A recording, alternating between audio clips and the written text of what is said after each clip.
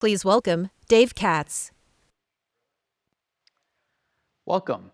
Today we're going to discuss what defines an advanced tool and the reasons for using them for your business.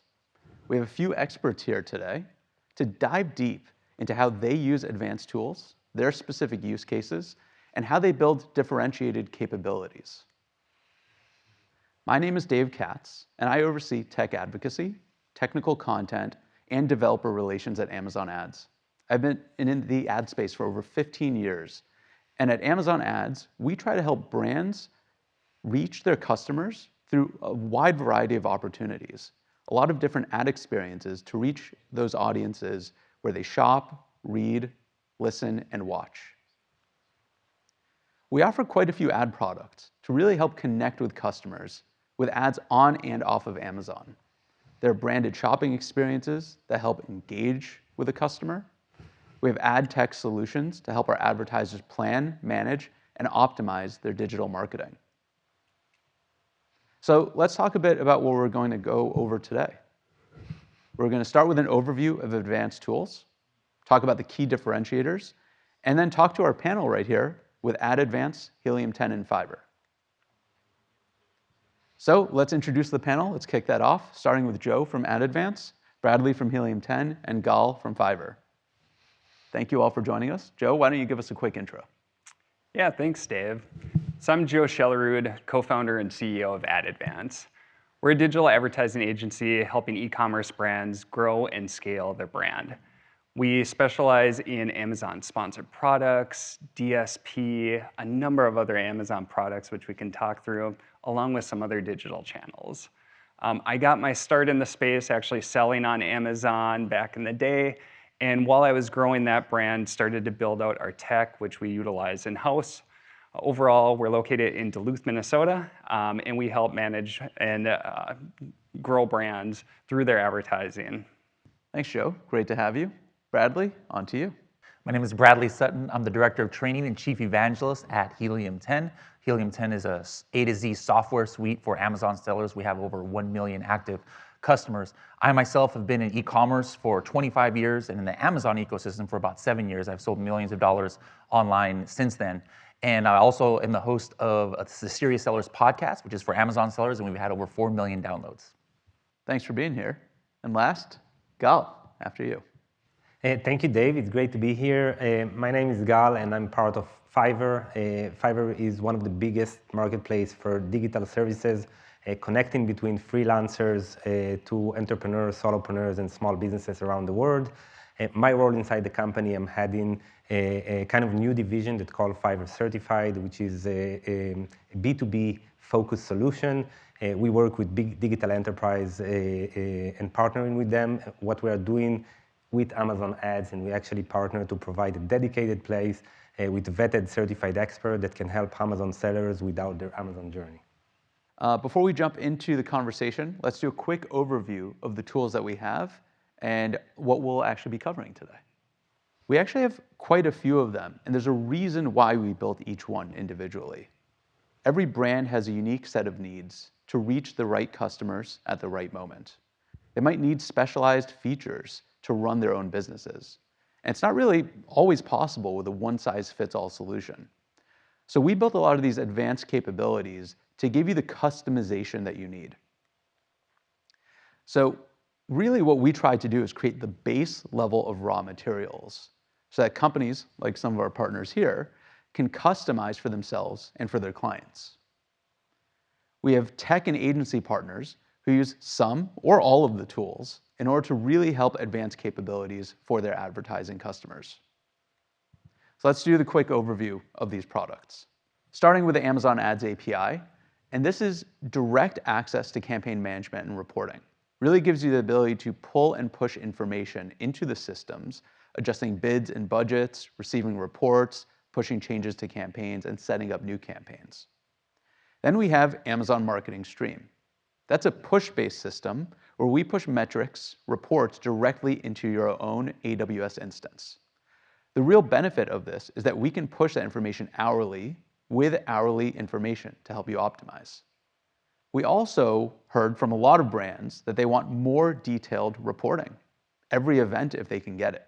So we have a system called Amazon Marketing Cloud, which is all about building deep insights, using all of the information accessible around advertising and retail. It gives them access to a much finer grain of detail so that they can actually optimize and understand path to purchase. You all probably already know about Seller Central, the access point for sellers and to really understand the retail side of their business in order to understand sales, any transactions. But there's a Selling Partner API, which gives sellers and vendors access to all of that information so that they can pull and push information, similarly to the way the Amazon Ads API works for the ads side.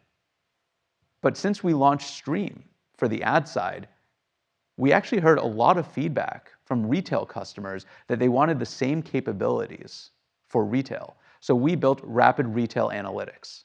The same speed and hourly performance information for retail is now available through that push-based method. So you might want to take a screenshot of this one, take a photo. We're not going to spend too much time on it, but what you can see is that there are differentiated capabilities of all of these. These are the ways that we think about it because it's the different needs of each of our customers and our partners as well. And it's really possible to use all of these together in one unified system. The nice part is that the technical customers that we work with can really build exactly what they need with all of these. So let's take a quick step back and understand why this matters, why these products exist. Let's go through these really quickly. There are three major reasons why you should use advanced tools with the umbrella term of customization. Do you need more data? Do you need more detail so you can optimize better? Faster access to notifications? That's really all provided through information. More detailed levels of information to help you do your jobs. It's all really dependent on the information you receive that can help you optimize and help you change your business. If you're running ads across a lot of different solutions, potentially on Amazon, we have so many different ad products, maybe you even run off of Amazon, or you have your reporting metrics from the retail side as well, you probably want to unify it all together. Really helps with the management side of your business.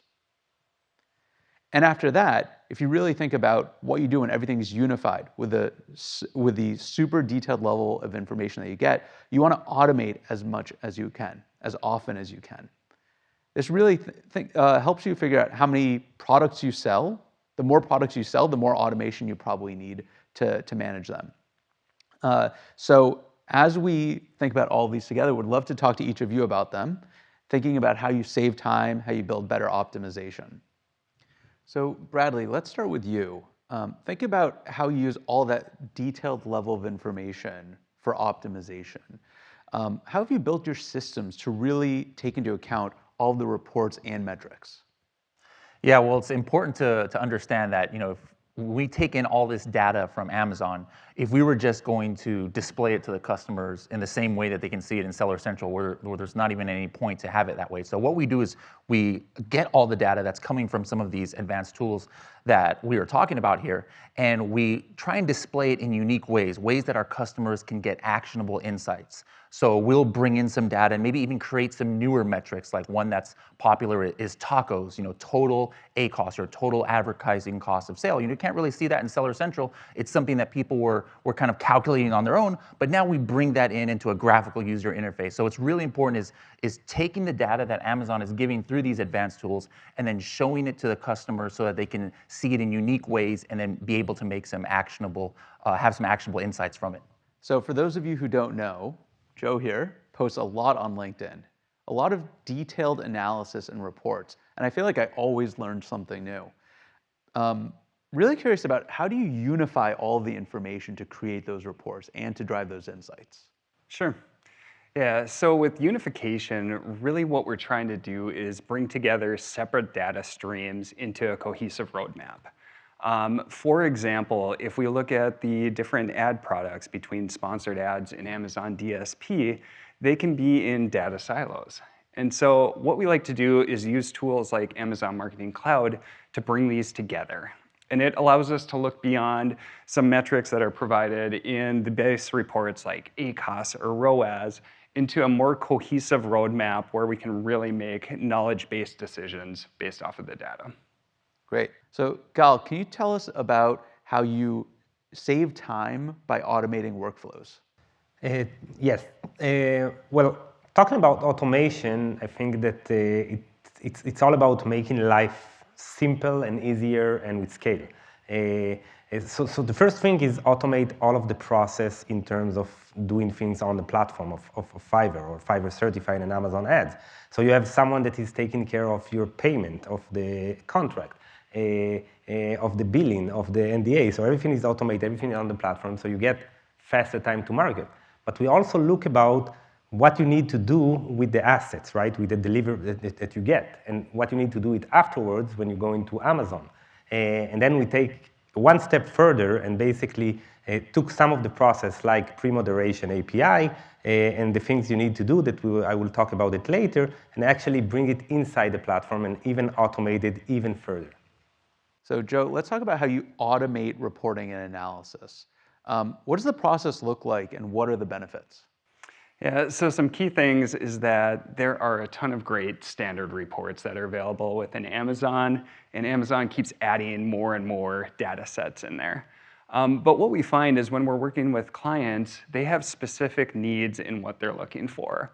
So whether it's segmenting down to specific products or strategies or metrics like new to brand or lifetime value, clients are requesting these unique data sets.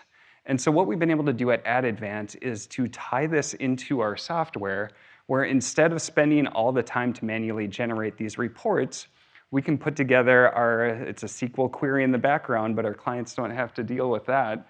We just get these standard reports sent to them anytime that they need it. And so the data is always at your fingertips, so you can spend much more time optimizing and really building your business versus just generating reports. And once you have all those reports, I assume we want to optimize with them. So Bradley, pretty simple question. How do you use automation for optimization? Yeah, so on the automation side, we have different things that we do. Number one that's important is keyword harvesting. You know, you have a keyword or a product and like an ASIN that you find in an auto or broad campaign, and you want to move it to a manual campaign. Well, you know, if you're doing that manually, it's going to one by one. It takes forever. Anybody who's been in Amazon advertising for years knows how it was in the old days. But we have activated automation. So, you know, you set a rule and say, hey, if I get 2 purchases for this in an auto campaign, move it to the exact campaign, and you can do it without lifting a finger. Other things that we have automation for is negative matching. You know, there's so many people out there who are probably spending money on keywords that are not getting them sales. And so instead of having to try and find or download reports, we have automations working so that you can set a rule and say, hey, if I get 20 clicks on this product, or if I spend, or on this keyword, or if I get, you know, $30 worth of spend with no sales, well, instead of me having to download a report, let me just go ahead and put automation on so I can make sure to negative match that. Thank you. So that was a great overview of why we use these advanced tools. So as you probably know, none of these are ever really done in isolation. We have to focus about the overall goal of customization and performance for all of our customers across all of the systems that they actually need. So let's go through a few case studies where we can really see the detailed benefits of using all of these underlying capabilities together. Joe, let's kick it off with you. Yeah, so Tru Niagen is a supplement company, and the supplement is designed to help with the aging process. For this client, it's a consumable product, and it's a higher price point item. And being it a consumable product, people come back and drive repeat purchases. Overall, we started working with this client on January 1st, which is the start of Q1. And for those in the supplement space, know that Q1 is kind of the Q4 of supplements. And so this is the time when sales really drive. During that time period, too, we also had a deal of the day and a homepage takeover where we got to display our creatives on the front page of Amazon. So overall, the client came to us and they were looking for the fastest and the most cost-effective way to get new brand loyal customers. What was your initial approach to setting up advertising for them? Yeah, so one of the spots where we always start is first, what is the goal? And for this client, the goal was new to brand and extending lifetime value. And after that, really what we focus on is segmenting campaigns based off of strategy. So whether it's awareness or consideration or conversion objectives, what we find is that if you structure the campaigns in the right way, you can get much deeper insights than if you just say focused on like ad type or dividing by product. And so we like to segment the campaigns down to a much deeper level. And so we'll do that both throughout the sponsored product side and the DSP side. And how did you initially evaluate the problem? So when we were evaluating the problem, one key thing that we looked at is what are the core metrics that we're really focused on? And in this case, it was new to brand and extending lifetime value. And so one of the core objectives when we started looking with this client is segmenting down what truly drove new to brand and focusing our efforts there and continually expanding on that. And then on the lifetime value side, there were multiple different strategies that we put in place that once they completed that initial purchase, they kept coming back and became brand loyal customers. Now, thinking about all the technology, what did you use or create to help True Niagen in this case? Yeah, so one solution that we built out is our Ad Advanced Streamline system. And what this allows us to do is to tap into the power of Amazon Marketing Stream to utilize the hourly insights that are provided to turn that into optimizations for our client. It's really interesting when you look at the core different metrics, whether it be conversion rate, average order value, cost per click, or even overall sales, and translate that into buyer intent when they click on the ad. And so what we're able to do with our Ad Advanced Streamlined system is actually optimize bids to make sure that we're being more aggressive when the customer is most likely to purchase after that click. So what kind of optimization did you do throughout? So one tool that we really utilized was Amazon Marketing Cloud. This is an extremely powerful tool that allows you to see insights throughout the whole campaign funnel structure. One key thing that we really dug into is new to brand.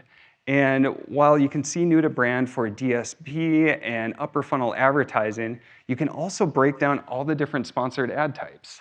And even though we don't have controls for some of the sponsored ad types to target new to brand, we could see the strategies that were really working well to achieve that goal and get more aggressive for it. Another key area that we were able to work on is cascading creatives for the advertising journey. With this supplement product, there's a lot of education that needs to take place and a lot of touch points that we need to have with the consumer. And what we were able to do is layer upon the different creatives to continually educate them as they got from the upper funnel awareness side all the way down to the conversion. And then finally, once they completed that purchase, we're really looking to extend lifetime value. And so how we can do that is re-engaging customers who purchased by using repurchase targeted campaigns to continue to drive that brand loyalty going forward. Great, it's really helpful. I just want to call out, for those of you who don't know, New to Brand, it's a great set of reports that really breaks down metrics for the customers who have not purchased from your brand in the past 12 months. So it's a great way to find new customers for your brand. That's why it's called New to Brand. Yep. So tell me about, like, you're using all these systems. What types of learnings did you have from all of them? Yeah, so what was fun with these different events is we got to combine all these different insights together. And so what we do going into an event, like a deal of the day, or the homepage takeover, or Prime Day, or Black Friday, is that we utilize a tentpole strategy. And essentially what we do is, in the initial stages of the tent, so it's one side of the tent, what we're trying to do is really generate awareness of our products and our brands. And so we do this utilizing upper funnel strategies throughout the different ad products. As we approach the event, what we want to do is transition to conversion metrics. So for the deal of the day, when we were running that, we actually saw 7x the average spend on that day. And so that was generated from the different awareness that we had generated going into event, and then just the extra publicity that the deal of the day or the homepage one takeover gets. Following that event, we can use remarketing to really take advantage of that traffic for those who didn't convert during the event itself and really drive them back to that product. So what did the learnings from all these systems tell you? Yeah, so for results in Q1, it was True Niagen's highest ever sales quarter on Amazon. We were really looking to increase new to brand sales, and we were able to increase that from 30 to 45%. So that was a 50% increase. We also saw Subscribe and Save increase 67%, And at the same time, we were able to decrease customer acquisition cost by 12%. And so all of these insights came together from the different products, whether it was AMC, Stream, and all the strategies that we implemented to drive down the cost while increasing brand loyal customers. And what's even more exciting is that we're continually seeing increases going forward as we continue to fine tune our strategy. Cool. Thanks, Joe. That was really detailed and helpful. Now, moving on to you, Bradley. Can you tell us about your client and their use case? Yeah, so Hemlock Park, they're a manufacturer based in the USA of candle products and aromatherapy. And I actually saw here at Accelerate some pictures of the Hemlock Park owner around. So you've probably seen him, maybe seen him walking around. But they're based out of Nevada. Now, first of all, I don't know how you can have a meltable product like candles in the 120-degree heat in Nevada. I can't help them with that, but what we could help them out with Helium 10 and Atomic was their advertising. And so they were looking to try and save time and money. The automation that they implemented from Helium 10 was able to help them to save 15 hours a week on manual labor that they were having to do before on their advertising. And this helped free up a lot of time that they could focus on other aspects of growing their business. How did you kick off your initial approach? Well, as soon as they connected to Helium 10, we were able to take in all of their previous information that they have, their history of advertising that they had over the last few months, and then also start monitoring what's happening in real time, and then be able to give them some suggestions on the automation side of bid management and campaign management and things of that nature.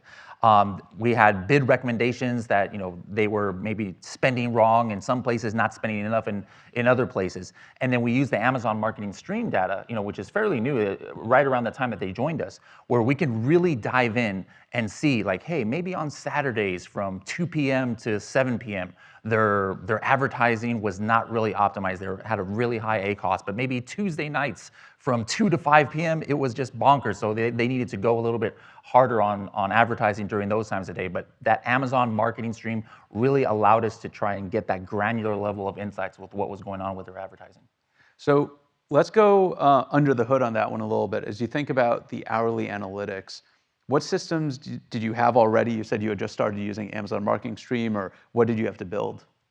So we had to build something to take that just raw data that was coming. I mean, just that raw data by itself, we just gave them some CSV files or something, they would have no idea what to do with it. So the first thing that we did in Atomic was we created this like graphical user interface where they can just kind of see how their spend was, how their ACoS was, how their sales were by every hour of every day of the week. And then they were able to actually go in and see where they were optimized and where they were not optimized. And from there, then we created what we call day parting schedules so that they could, maybe on their very non-optimized times of the week, actually pause their campaigns. Other times, maybe they can double down on their spend when it was really profitable.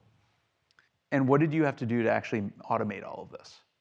Yeah, so for the automation, we know everybody has their own way of how they like to look at their advertising and what is a good keyword, what's a bad keyword, what they want to do. So we allow the user, in this case Hemlock Park, to go ahead and input whatever rules that they've been using. Maybe on a manual basis, they were running pivot tables in Excel to say, hey, I need this much sales in order to promote this to a manual campaign, or I need this many clicks to make it a negative campaign, or I want to try and optimize my bid to whatever level. Put all your rules in, and then they can turn on the automation based on those rules. For example, one we didn't talk about yet is campaign targets. Some people have ACoS targets that they want to hit. Some people have, I want to have a certain number of impressions that I want to hit. I want to liquidate my product through advertising. Whatever your goal is for a campaign, we enter that into our system, and then we can give automated bid suggestions, even on a daily basis, that can help them reach that goal that they're trying to hit. Now, can you tell us a bit more about automating the bid process? Yeah, so the bid adjustments, to me, that is the most critical part of automation and using tools, because if you have one product, and I'm sure maybe there's some newer sellers out there, you have one product, maybe 3 or 4 campaigns, sure, maybe you can just do it on a manual basis and download your reports. But if you have 50 SKUs, 100 SKUs, 1,000 SKUs, each of those having 10, 15 campaigns, trying to figure out how to optimize your bids at a bid level or a target level is going to take a team of multiple people, tens of hours a week to do that. So that was the first thing that we really wanted to help Hemlock Park with, the automation, so that they would be able to take that time, that manual time that they were putting in, and be able to focus on other things. So instead of having to do that every day like they used to, now they only had to maybe take a look at their ACoS maybe once a week, maybe 10 minutes a week, instead of hours and hours a week. And that helped them also with day parting, helped them to be more efficient with their spend. So like I said before, with that marketing stream data, they were able to see, like, man, our spend is not optimized during these certain days or these certain times of day. So then we were able to give them recommendations to optimize their spend, and which helped them to their bottom line at the end of the day. What were the results of the campaign? Can you give us a quick summary? Well, so if you were to see Mikey here at the show, he'll tell you his favorite thing is the saving of the 15 hours a week. And it's not necessarily, when you say saving 15 hours a week, okay, well, one employee, you were 40 hours a week, now you're only working 25 hours a week. Let's, that if that was the case, that's still, thousands and thousands of dollars a year. But what's important with any kind of time saving is to think about at a more holistic level. That 15 hours a week that you were doing with this manual, tedious work, you take that 15 hours a week and spend it on another aspect of your business. Maybe you were neglecting, or another aspect of your business that can help you grow. So that was their favorite thing from it, is saving the time. Year over year sales, they were able to actually 2x their year over year sales with all of this optimized advertising. And they were able to maintain their ACoS even at higher spends and higher sales. I mean, anybody can just say, oh yeah, I'll increase your sales. You could just do some kind of crazy bidding strategy and their ACoS would be through the roof. But they were able to keep a steady ACoS, stay profitable, while they were increasing their sales. So thanks, Bradley. Thanks for all the detail. Gal, now to you to talk about Fiverr. Can you tell us about your case study? Okay, so our use case is, I talked about this dedicated place on Fiverr, and you can see it on the slide. It's like a co-branded, I would say, private assets for Amazon ads, and when you can find the expert that can help you with your Amazon journey. But then we thought about it and we said, okay, and we explored it together with the Amazon team. We're not just a service provider, we also have a product. So how can we implement more things or customize or add in feature to the product in order to help those Amazon sellers? And the first thing that we did, we actually implement the pre-moderation API. And the pre-moderation API inside of Fiverr Certified will actually help, from one hand, it will help everyone, right? It will help Amazon sellers to have a moderation guarantee, right, and have faster time to money for them, right? It will help the freelancer to get faster delivery. So it will help Amazon, it will help Amazon sellers, and it will help Fiverr as well, because we get more work done on the platform. And what processes really had to change because of this? Yes, so the process, serving Amazon sellers with a creative or different kind of service, it's not new to Fiverr. Fiverr has been around for the past 14 years. So we have this information and we know the flow. So the process was, you're gonna buy something, you're gonna find someone. So first you need to find the right talent for you. Then you're gonna buy something, you're gonna take the creative or the ads. Then you need to go back to Amazon system to do to check the moderation, and then if it passed, okay, we're good. But if it got rejected, then you need to go back to ask for a revision to say, okay, the freelancer need to do it again, to send it again, and so on. So the process had to change in order that everything is being done inside of Fiverr platform, and then you go back and you make sure that it works. Now, overall, what were the results that this helped enable? Yes, so I think everyone earned from it. So first of all, I talked about it. It's faster time to money, right? So we see, let's talk. The first thing we see is better conversion, right? So the freelancer side, they buy more, right? Because now they know that what they buy will actually work even before they buy. So it's better conversion, and it's good for all sides. That's from the Amazon seller. From the freelancer side, right? I provide more quality. I provide faster delivery. I provide more quality delivery. I can give assurance of moderation, and everyone is happy. So we see better conversion, we see better retention, and the platform is growing. All more trust because way less back and forth. Yes, of course. Now, on average, do you know about how much time savings this created for selling partners?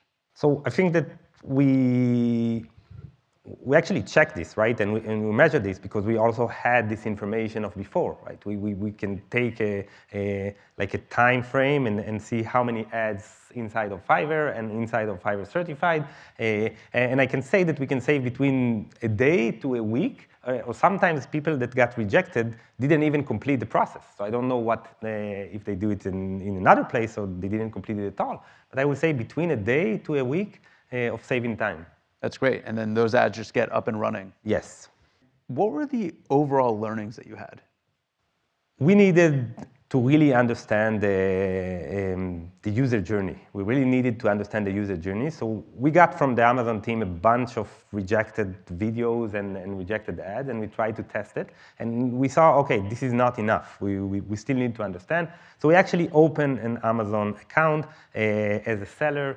We started to order a creative from different kind of freelancer or Fiverr, and actually did the whole flow in order to understand also where is the best place to implement it and really understand the user journey of an Amazon seller. Did you face any other challenges, and how did you overcome them? Yeah, so two main challenges that we had. So one, that's a working machine. So you want to add friction without reduce the conversion. So that's very complicated. That was the first challenge.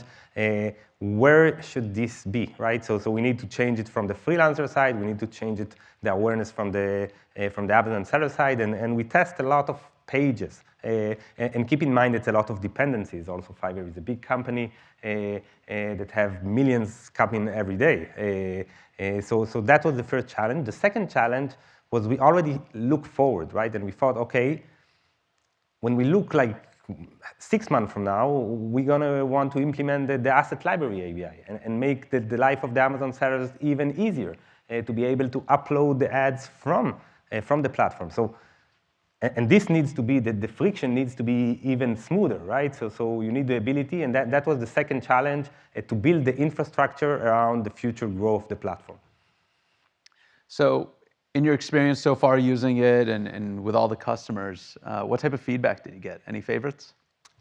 Fiverr is a product company, right? It's a product company by heart, and we launch a lot of features for our freelancer, for the community, and this one was a very special feedback. So the feedback from the freelancer was, wow, this is great. Like the number one feedback was, when can we use it in the Fiverr marketplace, right? When can we open it and use it inside all of the platform? And from the other side, there was a great feedback from the Amazon seller, the actual customer, that said, we've been waiting for this, right? We've been waiting for this assurance, for this confidence in order to buy, and that's one of the best feedback that we got for a launch. Great, thank you. And thank you all, honestly. It's been really enlightening to hear about the different use cases, completely different scenarios, completely different approaches, technology that you each have built on top of what we've built as kind of the base capabilities, the same base capabilities that you all have access to. It's really fun to see how you each support the needs of sellers and our customers out there in very customizable, unique, and functional ways. Even the way you talked about results were completely different. So it just really, it's been fun working with each of your product teams and seeing what each of you build. The range of expertise that you have with Amazon ads, products, retail, services, it's awesome to just watch how that helps each and every one of our customers. So thank you. So just a quick highlight of our partner program overall for those of you there. So these are 3 of our partners on stage with me right now, but all of our partners are vetted and they're members of the Amazon Ads Partner Network. You can actually find them through the Amazon Ads Partner Directory, which is a tool that really helps you search and filter down to find the right partner that's there and building for you. So quite a few partners out there, all using a variety of capabilities and building their own on top of it. But the partner directory really helps get you the detailed information on the service offerings, expertise levels, supported marketplaces, and more. So thank you all. And and really excited to see how we can help you all grow, help you build more and more capabilities, and therefore help the sellers as well. So thank you all for your time. Thanks for joining the session.